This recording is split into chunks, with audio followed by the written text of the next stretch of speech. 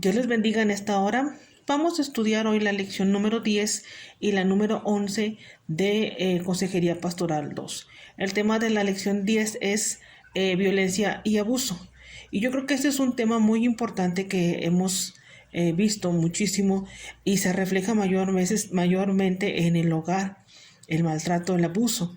Y yo creo que todos estamos conscientes y hemos conocido que por esa situación de la epidemia y virus que ha azotado nuestro país, mundo entero, el estar en casa ha creado una serie de situaciones difíciles en la familia, en los hijos, en las personas adultas, en tensión, en situaciones que ha habido maltrato, ¿sí? Por lo mismo, sí, el estar viviendo así, encerrados. Entonces, eso no podemos negarlo. Hemos escuchado muchísima información y noticias sobre esto. Entonces, estamos conscientes que ese es un problema muy latente en este tiempo, ¿sí? Entonces, por eso es importante estar atentos y ayudar a las personas que lo necesitan. Entonces el abuso es difícil de definir, quizá porque el término abarca maltrato físico y psicológico, ¿sí? Pero existen cuatro tipos de abuso. Voy a mencionar que es el abuso infantil. Sabemos a qué se refiere en los niños y estamos hablando ahí de maltrato, explotación sexual, el maltrato psicológico, ¿sí? Entonces eso sí es muy, muy latente. El abuso conyugal, donde la esposa es la víctima y incluye agresión física, emocional, ¿sí? Psicológica. El abuso de ancianos, cuando están en un asilo o también en el hogar, hablando de maltrato, golpes, agresión, negligencia en el cuidado y el abuso sexual, y esto no sabemos a qué se está refiriendo. Sí, no solamente es en vida sexual, sino hablando del exhibicionismo, hablando también del comportamiento sexual que tanto mujer, más en la mujer, no quiere, no es participar, sino es obligada a hacer tipo de actividades que no se siente cómoda, pero es una explotación que recibe. Entonces, ese es el abuso sexual. Entonces, muchas víctimas se rehúsen a denunciar por temor, porque los personas que los han maltratado, los abusadores están dentro de la misma familia y temen a poder decir, sí, y denunciar lo que se está viviendo. Entonces, con esta lección vamos a aprender que es importante, ¿no?, que la persona exprese lo que está sintiendo, lo que está recibiendo, aún en los niños, ¿no? Por el temor, por ese sentir de culpa que los adultos abusadores influyen en los niños, en los infantes, ¿sí? Bien, ¿qué dice la Biblia en cuanto al abuso? Bueno, aquí podemos nosotros entender que no podemos quedarnos callados ante tal situación, ¿sí? Con la ayuda de Dios, las personas reciben esa sanidad, ese perdón por la persona que le maltrató, pero esto no indica que tiene que estar aguantando la situación que está viviendo como persona cristiana, ¿sí? Entonces, ¿por qué se debe de decir? Porque esta es una prevención puede ser para abusos posteriores. Si se guarda silencio, la persona quedará sin ser descubierta o sin recibir el castigo. Entonces, lo correcto es hablar y decir lo que se está viviendo, ¿sí? Entonces, eso nosotros lo podemos ver muy claro. La causa del abuso son tres cosas: es el estrés ambiental, ¿sí? ¿A qué nos referimos con esto? Es la tensión que se vive en el hogar. Yo creo que muchas de las ocasiones las personas que se suicidan, es el ambiente que están viviendo y les lleva a un suicidio, ¿sí? El sufrir, el estar pasando la tensión, no tienen trabajo, tienen problemas en su hogar, sus hijos, ¿sí? Son algunas de las causas que lo llevan a quitarse la vida. ¿Sí? Otro es el abuso aprendido, que nos referimos cuando el niño ve en su hogar maltrato, es una repetición, ¿sí? En un futuro en la vida de ese infante. ¿Okay? La inseguridad personal, ¿sí? Aquí las investigaciones revelan que los abusadores son personas inseguras, impulsivas y se sienten amenazadas. Entonces es una muestra para ellos sentir seguridad. ¿Sí? Muy bien, hay muchísimos más casos. Ahora, el efecto del abuso, hay diferentes efectos del abuso y se puede categorizar en tres. La primera es en los sentimientos, la manera de pensar y las acciones de la víctima. Sí, hemos nosotros tenido información cuando un niño es maltratado, su comportamiento cambia, su manera de ser, sus expresiones. Entonces es una muestra o un aviso de que está siendo maltratado en cierta forma. ¿Sí? Igual con las personas adultas hay un cambio. Por eso estamos aquí viendo que hay un efecto. Sí hay algo que pasa. Entonces tenemos que estar atentos a lo que está a nuestro alrededor. Los sentimientos de las víctimas a menudo son de ira, temor, vergüenza, culpabilidad, confusión e inseguridad. Es por eso que en ese temor, en esa inseguridad, se mantienen callados, se mantienen soportando el maltrato que están recibiendo. Entonces el consejero tiene que ayudarlo a expresar, a sacar lo que está viviendo para poder recibir ayuda. Entonces la manera de pensar de las personas que han sido abusadas siempre se caracteriza por una baja autoestima. ¿Sí? Estamos viendo lo que afecta en las personas. Entonces, las víctimas de abuso se consideran poco atractivas, incompetentes, inadecuadas, ¿sí? Se sienten tenidas en poco por esa situación que están viviendo. En cuanto a las acciones, la víctima de abuso tiene que desarrollar conductas antisociales, problemas de aprendizaje, tensiones interpersonales, ¿sí? En el trabajo en donde se está desempeñando. Entonces podemos ver claramente que la persona está teniendo cierto tipo de abuso. Ahora, la consejería y el abuso. Hay un proceso que se comprende o se forma de 4 etapas.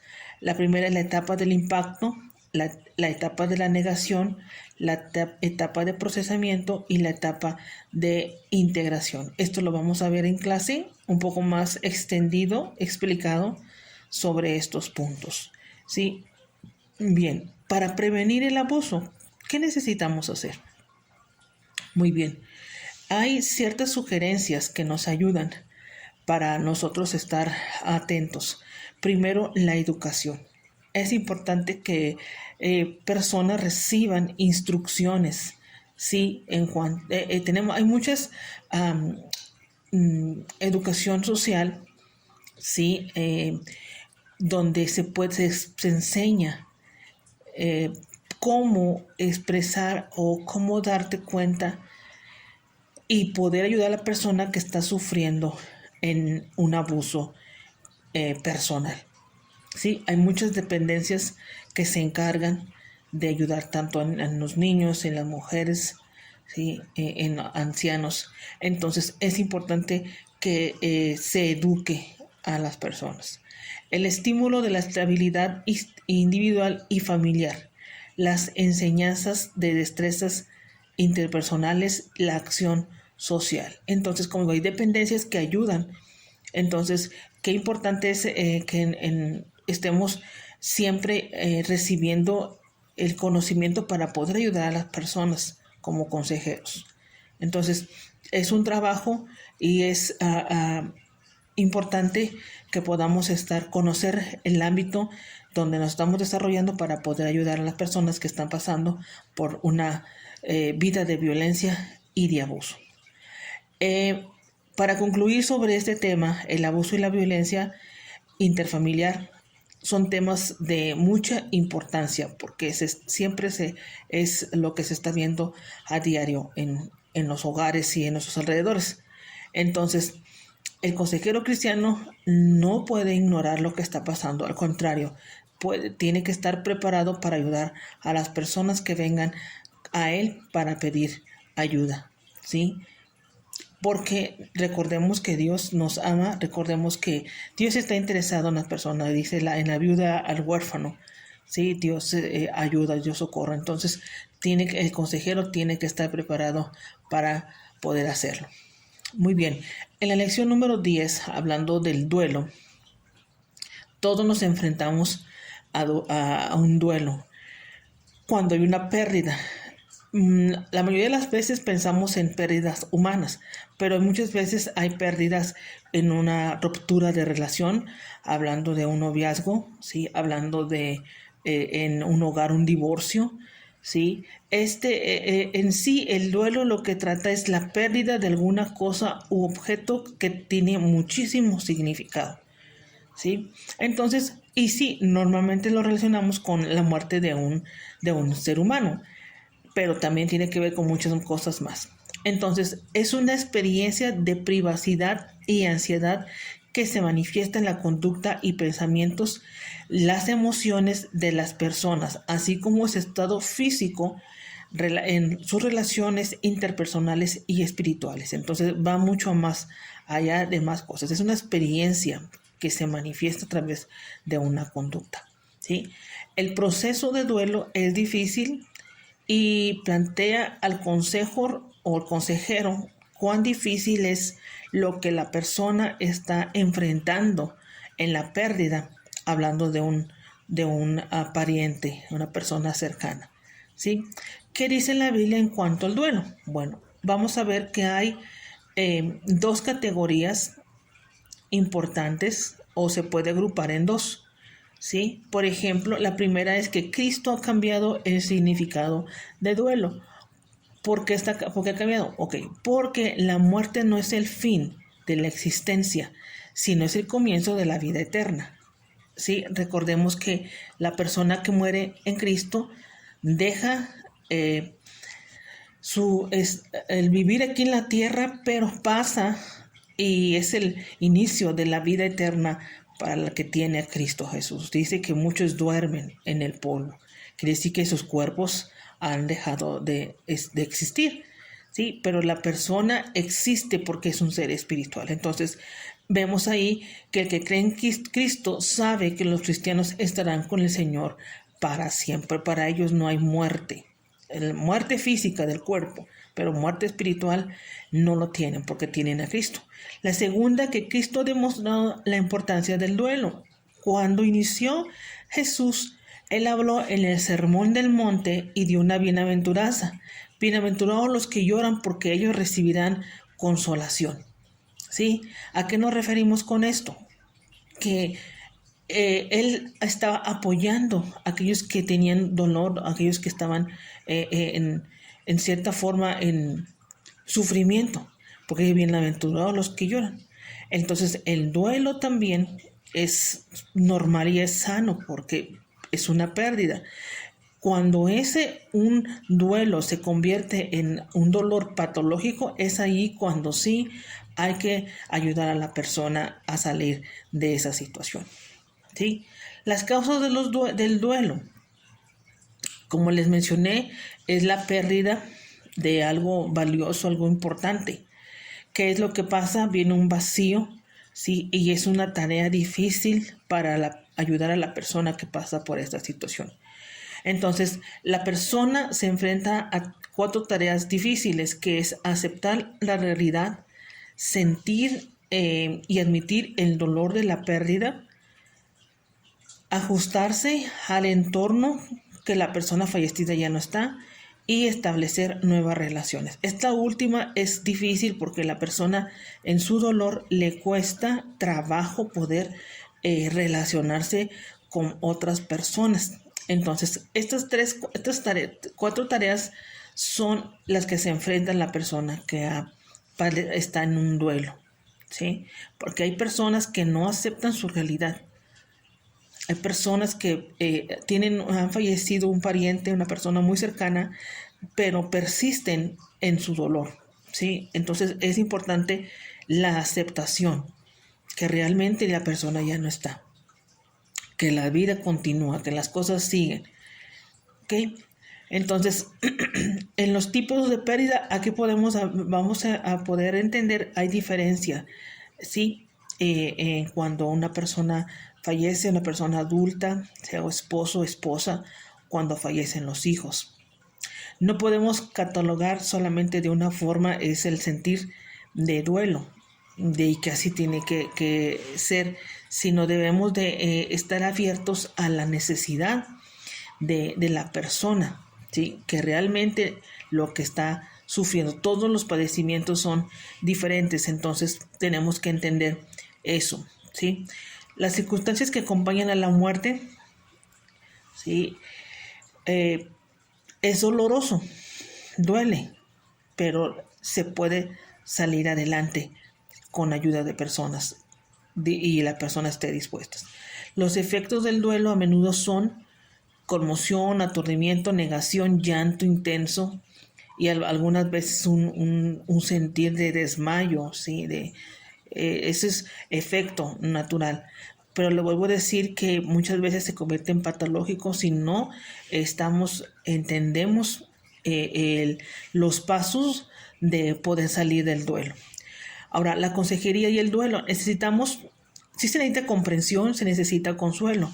La persona que está en su dolor no necesita no es tan necesario las palabras, sino que necesita un apoyo moral, ¿sí?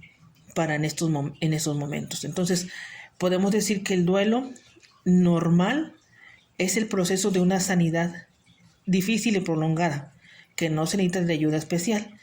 Y el duelo patológico es, por lo general, son en personas que resisten a recibir ayuda, ¿sí? Entonces, para ellos se les convierte como un duelo anormal.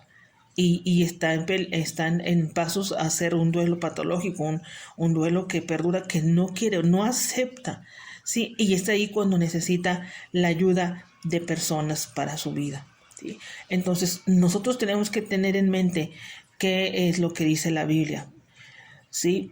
Es tan natural que la persona viva en la tierra y muera, ¿sí? Pero tenemos que nosotros enseñar a las personas cómo salir de esa situación, ¿sí?